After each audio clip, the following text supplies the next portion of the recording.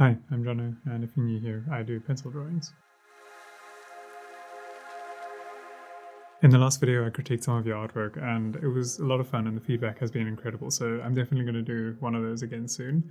But in one of those critiques, I mentioned that the Reilly method might benefit some artists. So in this video, I wanted to actually explain what the Reilly method is and how you could use it and hopefully improve your portraits. Before we jump into the Reilly method, I just want to quickly take a moment and thank this video sponsor, Squarespace. They've sponsored almost all of my videos this year. I'm sure you guys have noticed. But it's just played a massive role in this whole YouTube career. I've been able to sustain this channel thanks to them, which has been incredible. So it's meant a lot. Also, I've been working with them for a long time. I started working with them early on in my career when I was looking for a way to create an online portfolio and a way to try and create like a professional looking website. It was just such a convenient platform. I never had to patch or upgrade anything. I could register a domain with them or set up my online store. And most importantly, I could design my portfolio and show my work the way that I wanted to. Also, every time I got stuck, their amazing support team helped me out instantly. So if you're looking at building a website, give Squarespace a try. And if you decide that you love them, use the soft code and get 10% off your first purchase. So the Reilly method is basically just a set of guidelines and rhythm lines to help you get the proportions of the face right and to help you understand the connection between different landmarks on the face. It's not meant to be followed exactly. All it's meant to do is just help you kind of think in a way that might help your drawings or your portraits be firstly more accurate, but then also more dynamic. I think the rhythm lines are quite helpful in understanding how light will fall or in understanding the different planes of the face. So I'm first going to show you how to draw the Reilly method, well, facial grid, and then I'll show you a practical example of how it can be used. Let's jump into it.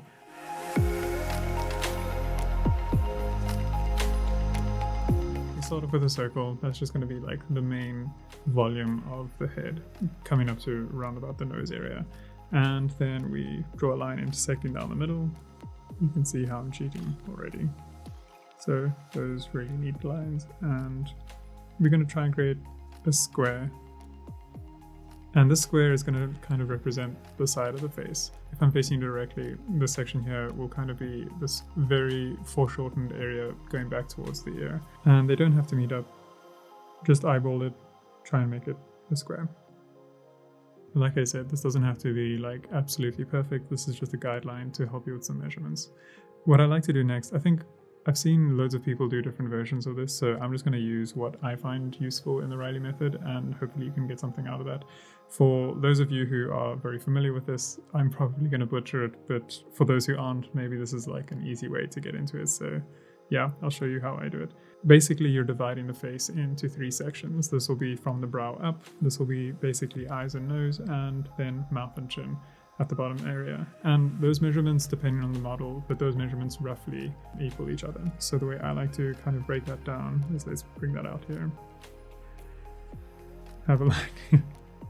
This thing is helping me so much. All right, so the distance between that should equal that as well.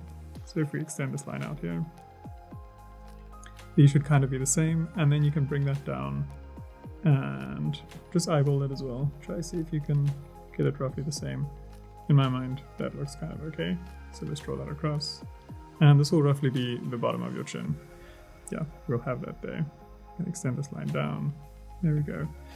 And then I like to divide this middle section into thirds. So I always get this wrong, so I always have to like erase and get it right. Well, turns out I got it right that time, so that I got lucky. And we can draw a parallel line going across. I just want to explain to you what I'm doing here basically. So this line going across here, that is going to be basically your brow line. The line below it on that third will be intersecting the eye almost through the center, maybe slightly lower. I think what's important with this kind of stuff is to practice it so much that you start to realize where the tweaking happens. So this is a guideline, but it's not perfect, and you'll understand only through practice where it falls short, and that's where you need to kind of put your initiative in or realize how it works for you. And then we're going to try and figure out how the nose is working. So you're going to see your model and see how wide the nose is. And a basic measurement is that the side of the nose and the, what do you call this, the tear duct will line up. We covered this in the nose tutorial. So let's have that going down like this. So these lines will be the side of the nose. We're going to draw a bit of a triangle going from these 2 points here. And slightly above where those intersect, that will be the bridge of the nose over here. Then to try and get the base of the nose, I usually like to, in the nose tutorial I think I showed you, to try and mark out where the bottom plane of the nose will be. So it depends whether your subject is looking up or down, that will be more prevalent, or it will be non-existent at all. But for me, most of the time, when you're drawing a straight-on portrait, that'll be bottom plane of the nose. I don't think that's actually included in any of the Reilly Method stuff, but I like to include it. And just kind of going back to that nose tutorial that we did. These are the wings of the nose, or the nostril. Okay, so we've got a very basic shape there. From there we get to guidelines that are moving up, basically from the precipice of the nostril. And this will go up and curve as we get to that brow line there. Okay, not perfect, it'll do. Then from the bridge of the nose, I mean, we did the whole nose tutorial, but we're basically just capturing a bunch of those things again. Here's the ball of the nose, over here, and the nostrils or the wings of the nose there. We also have a line going like that. Let's divide this into thirds again. And then there will be a rhythm line going from the bridge of the nose all the way to the chin. So we can bring that around. And I'm not exactly sure how to describe this, but it goes something like that. And this includes just kind of the eyeball socket and the sides. Like, it doesn't quite include this space here because this is more captured by the ball of the mouth, but it will help you just get a bit of shape. Then we can do the ball of the mouth after that. I just want to clean this up. It's not looking great. Okay, and then we have some rhythm lines that go from the end of the circle here.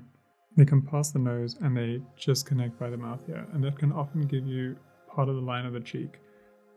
So let's have a look at how that's going to fall. It'll move somewhat like that. You can see some shapes are starting to happen here, so that'll be the cheekbone starting to create some form. Okay, we're going to have the mouth through this circle here. I usually find that the angle of the jaw changes roughly around the line of the mouth. So round about here, you'll find that the angle of the jaw will like come in. There's some more lines that meet up to the corner of the mouth from this point here.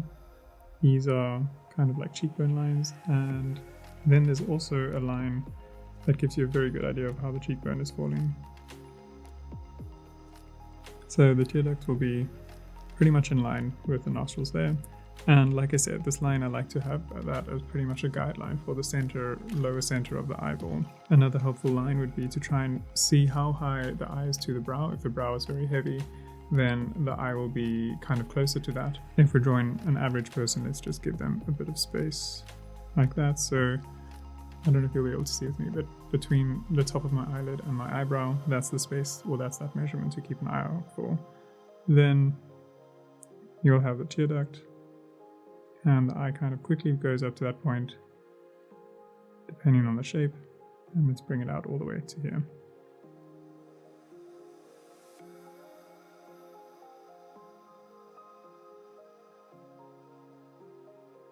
Then at the top of the forehead, we have planes. So coming from the corner of this square here, coming down roughly to where that line intersects over there. And that'll just be the sign planes of the head. And then also in most of the Reilly Method diagrams, there's also this circle in the front of the forehead. In some cases it's useful, other cases not so much. It's kind of just up to you whether you want to use it or not. Okay, so it looks hugely complex, but it's something to just try and practice a bunch of times. It can get way more complex. I mean, there's planes for the lips and the mouth and stuff as well, that, you know, from the nose, if you draw the philtrum here, then, you know, these planes out here are also important to render. You can have the jowls almost of the mouth, which help a lot with shadows. So these are things you can add in as well. So I've just given you guys the basics. If you want to get way more into it, you definitely can. but I found what I covered in this video, that kind of stuff was all pretty helpful to me when I was just trying to find some structure to how I draw portraits. So yeah, you can use it, you can stick to it strictly. I recommend maybe just letting it be a rough kind of guide and letting your model dictate, obviously, more how the facial features will sit. So yeah, I'd encourage you guys to study it, to spend some time, try and copy it down exactly the way that I've drawn it, or find a reference online and try and draw it like that. And do it over and over again and try and see how long you can go without looking at the reference before you have to draw the next line. And eventually you'll be able to just draw it out of your head. It doesn't take that long to study this, actually. It's pretty easy, but it's just hugely helpful. So I really recommend going that route. And eventually, when you're doing portraits, you won't draw these lines at all. These are lines that you'll kind of know about, and you can use them when you're doing portraits without needing to actually physically have them there to reference. So yeah, that's the Reilly method. These methods are all kind of similar. The Loomis method, Reilly method, they all use some similar principles which are universally true, like some measurements. They're not all true. People have crazy diverse faces and features.